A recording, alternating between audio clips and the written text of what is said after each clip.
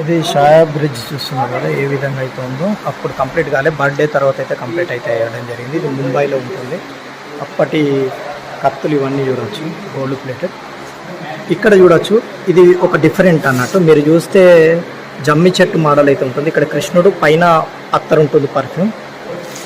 హిందూ రాజులు వాళ్ళైతే ఇచ్చారు. కింద చూస్తే మీకు ఇక్కడ కనిపిస్తుంది చూడండి, కృష్ణుడు బట్టలు ఆరేసినప్పుడు జరిగిన సంఘటన. ఇవన్నీ తల్వార్లు చూడవచ్చు ఈ విధంగా ఉన్నాయి. ఇవన్నీ బంగారంతో చేసినటువంటివి. దీని యొక్క ఫుల్ వీడియో కావాలంటే కింద ఉన్న లింక్ని ప్రెస్ చేయండి.